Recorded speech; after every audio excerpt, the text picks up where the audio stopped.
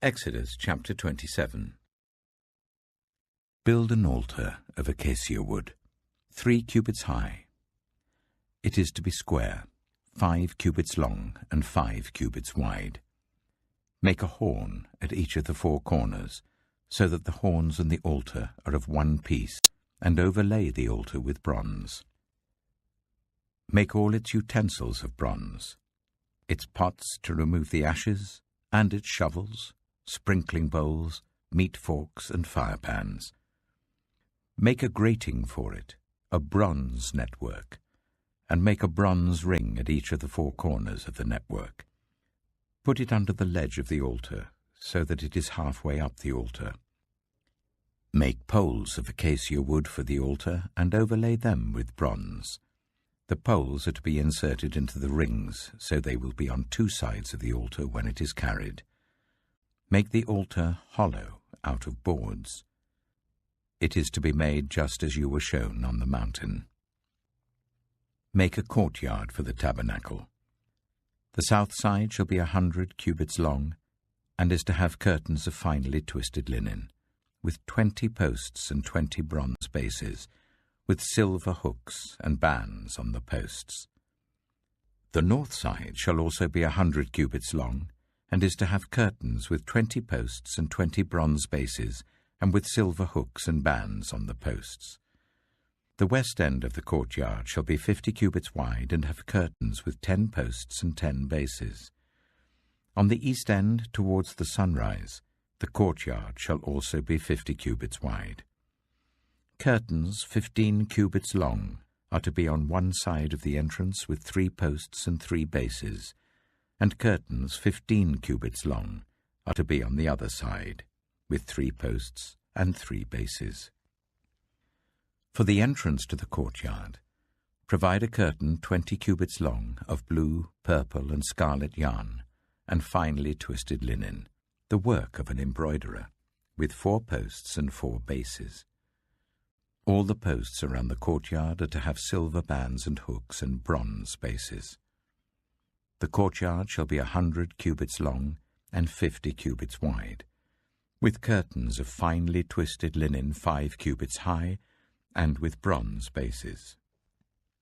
All the other articles used in the service of the tabernacle, whatever their function, including all the tent pegs for it and those for the courtyard, are to be of bronze. Command the Israelites to bring you clear oil of pressed olives for the light, so that the lamps may be kept burning. In the tent of meeting, outside the curtain that shields the ark of the covenant law, Aaron and his sons are to keep the lamps burning before the Lord from evening till morning. This is to be a lasting ordinance among the Israelites for the generations to come. Exodus chapter 28. Let Aaron, your brother, be brought to you from among the Israelites, with his sons Nadab and Abihu, Eleazar and Ithamar, so that they may serve me as priests. Make sacred garments for your brother Aaron to give him dignity and honor. Tell all the skilled workers to whom I have given wisdom in such matters that they are to make garments for Aaron, for his consecration, so that he may serve me as priest. These are the garments they are to make: a breastpiece, an ephod, a robe, a woven tunic, a turban, and a sash. They are to make these sacred garments for your brother Aaron and his sons, so that they may serve me as priests. Make them use gold, and blue, purple, and scarlet yarn, and fine linen. Make the ephod of gold, and of blue, purple, and scarlet yarn, and of finely twisted linen, the work of skilled hands. It is to have 2 shoulder pieces attached to 2 of its corners, so that it can be fastened. Its skillfully woven waistband is to be like it, of one piece with the ephod, and made with gold, and with blue, purple, and scarlet yarn, and with finely twisted linen. Take 2 onyx stones, and engrave on them the names of the sons of Israel, in the order of their birth. 6 names on one stone and the remaining 6 on the other. Engrave the names of the sons of Israel on the 2 stones, the way a gem cutter engraves a seal. Then mount the stones in gold filigree settings, and fasten them on the shoulder pieces of the ephod as memorial stones for the sons of Israel. Aaron is to bear the names on his shoulders as a memorial before the Lord. Make gold filigree settings, and 2 braided chains of pure gold like a rope, and attach the chains to the settings. Fashion a breastpiece for making decisions, the work of skilled hands. Make it like the ephod, of gold and of blue, purple and scarlet yarn, and of finely twisted linen. It is to be square, a span long and a span wide, and folded double.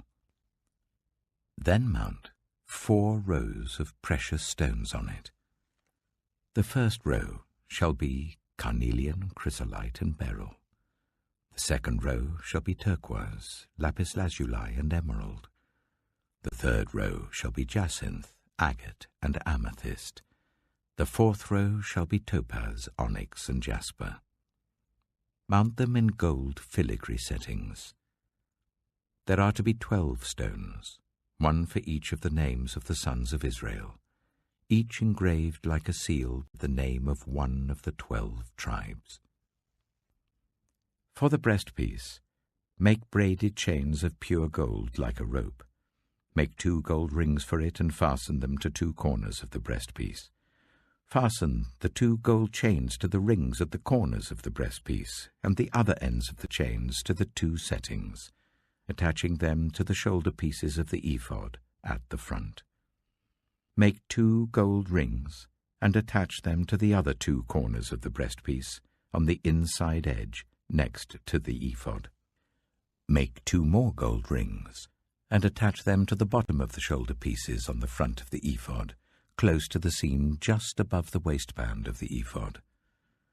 The rings of the breastpiece are to be tied to the rings of the ephod with blue cord, connecting it to the waistband, so that the breastpiece will not swing out from the ephod. Whenever Aaron enters the holy place, he will bear the names of the sons of Israel over his heart on the breastpiece of decision, as a continuing memorial before the Lord.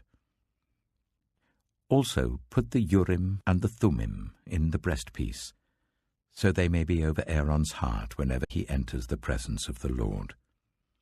Thus Aaron will always bear the means of making decisions for the Israelites over his heart before the Lord. Make the robe of the ephod entirely out of blue cloth, with an opening for the head in its center. There shall be a woven edge like a collar around this opening, so that it will not tear. Make pomegranates of blue, purple, and scarlet yarn around the hem of the robe, with gold bells between them. The gold bells and the pomegranates are to alternate round the hem of the robe. Aaron must wear it when he ministers. The sound of the bells will be heard when he enters the holy place before the Lord and when he comes out, so that he will not die. Make a plate of pure gold, and engrave on it, as on a seal, Holy to the Lord. Fasten a blue cord to it, to attach it to the turban. It is to be on the front of the turban. It will be on Aaron's forehead, and he will bear the guilt involved in the sacred gifts the Israelites consecrate, whatever their gifts may be. It will be on Aaron's forehead continually, so that they will be acceptable to the Lord. Weave the tunic of fine linen, and make the turban of fine linen. The sash is to be the work of an embroiderer. Make tunics, sashes, and caps for Aaron's sons, to give them dignity and honor. After you put these clothes on your brother Aaron and his sons, anoint and ordain them. Consecrate them, so they may serve me as priests. Make linen undergarments as a covering for the body, reaching from the waist to the thigh.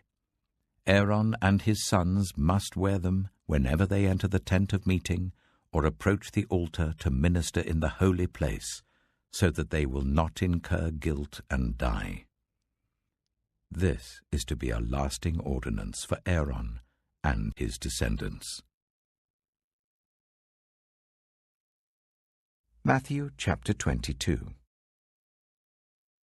Jesus spoke to them again in parables, saying, "The kingdom of heaven is like a king who prepared a wedding banquet for his son. He sent his servants to those who had been invited to the banquet to tell them to come, but they refused to come. Then he sent some more servants and said, 'Tell those who have been invited that I have prepared my dinner.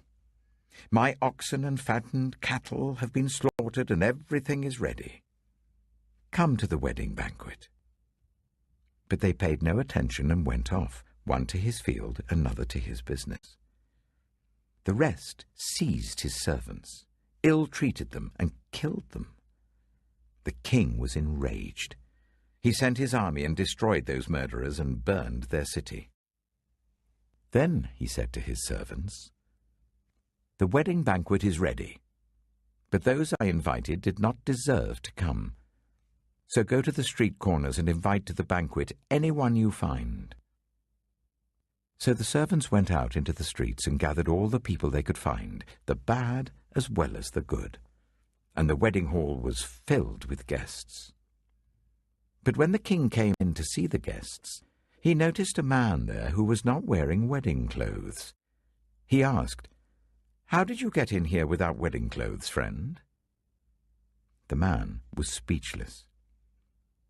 Then the king told the attendants, 'Tie him hand and foot and throw him outside into the darkness, where there will be weeping and gnashing of teeth. For many are invited, but few are chosen.' Then the Pharisees went out and laid plans to trap him in his words. They sent their disciples to him along with the Herodians. 'Teacher,' they said, 'we know that you are a man of integrity, and that you teach the way of God in accordance with the truth. You aren't swayed by others because you pay no attention to who they are. Tell us then, what is your opinion? Is it right to pay the poll tax to Caesar or not?'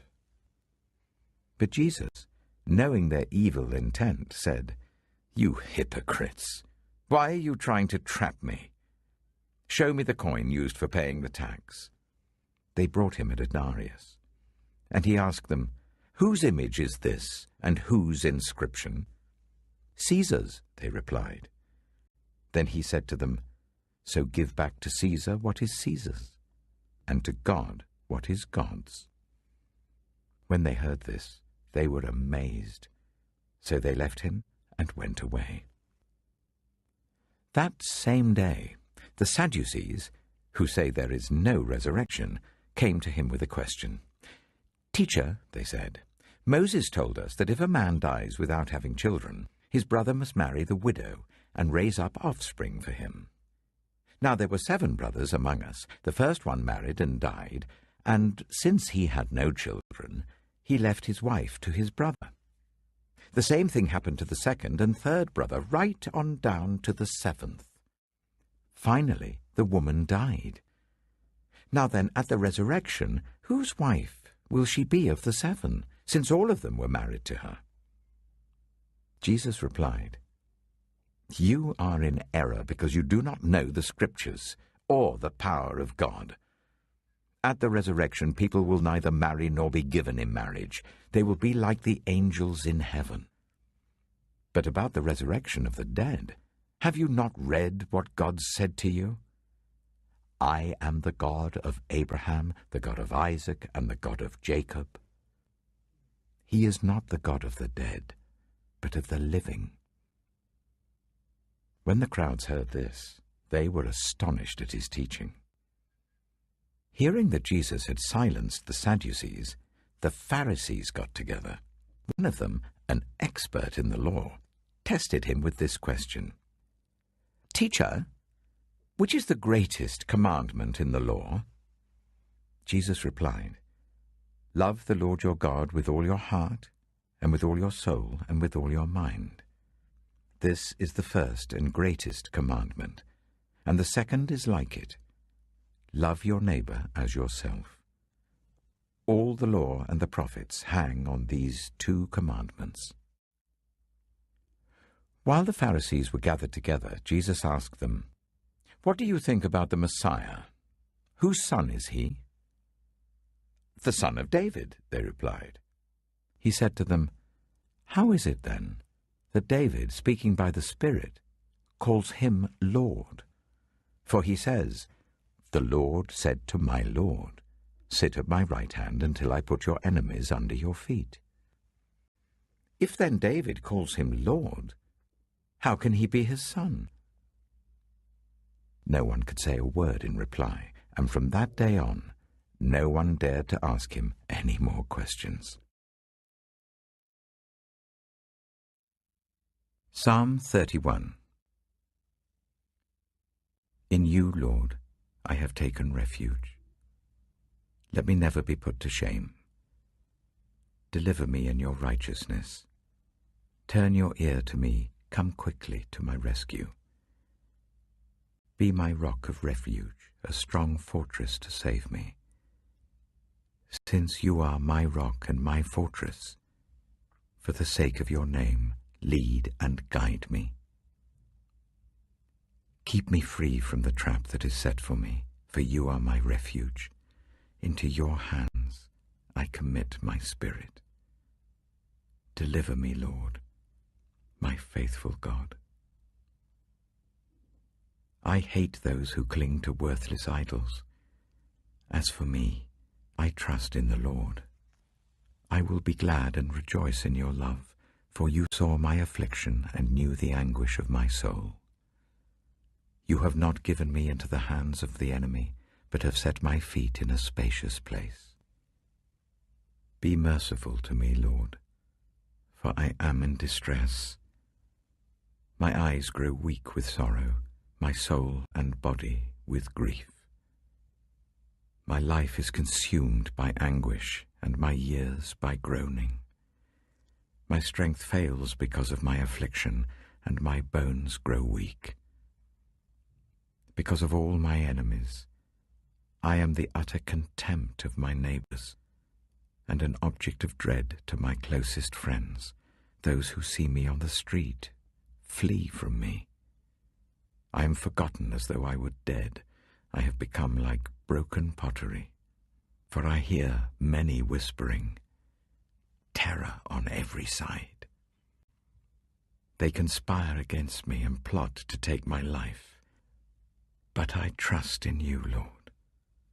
I say, you are my God. My times are in your hands. Deliver me from the hands of my enemies, from those who pursue me. Let your face shine on your servant. Save me in your unfailing love. Let me not be put to shame, Lord, for I have cried out to you. But let the wicked be put to shame, and be silent in the realm of the dead. Let their lying lips be silenced, for with pride and contempt they speak arrogantly against the righteous. How abundant are the good things that you have stored up for those who fear you, that you bestow in the sight of all, on those who take refuge in you. In the shelter of your presence you hide them from all human intrigues. You keep them safe in your dwelling from accusing tongues. Praise be to the Lord, for he showed me the wonders of his love when I was in a city under siege. In my alarm I said, I am cut off from your sight. Yet you heard my cry for mercy when I called to you for help. Love the Lord, all his faithful people. The Lord preserves those who are true to him, but the proud he pays back in full. Be strong and take heart, all you who hope in the Lord. Proverbs chapter 31. The sayings of King Lemuel. an inspired utterance his mother taught him. "Listen, my son. Listen, son of my womb. Listen, my son, the answer to my prayers. Do not spend your strength on women, your vigour on those who ruin kings. It is not for kings, Lemuel. It is not for kings to drink wine, not for rulers to crave beer, lest they drink and forget what has been decreed, and deprive all the oppressed of their rights. Let beer be for those who are perishing, wine for those who are in anguish. Let them drink and forget their poverty, and remember their misery no more. Speak up for those who cannot speak for themselves, for the rights of all who are destitute. Speak up and judge fairly. Defend the rights of the poor and needy." A wife of noble character, who can find? She is worth far more than rubies. Her husband has full confidence in her and lacks nothing of value. She brings him good, not harm, all the days of her life. She selects wool and flax and works with eager hands. She is like the merchant ships bringing her food from afar. She gets up while it is still night. She provides food for her family and portions for her female servants. She considers a field and buys it.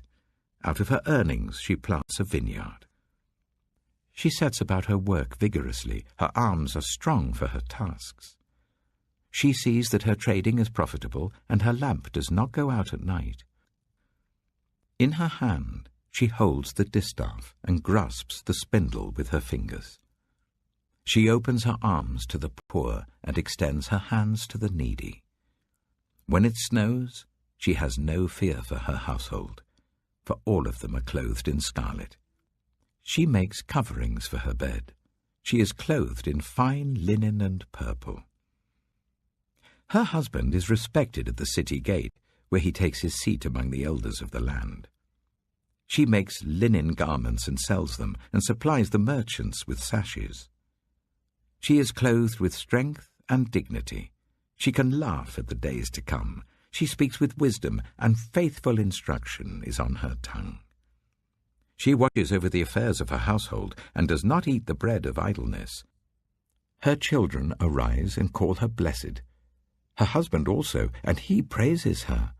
Many women do noble things, but you surpass them all. Charm is deceptive, and beauty is fleeting. But a woman who fears the Lord is to be praised. Honor her for all that her hands have done, and let her works bring her praise at the city gate.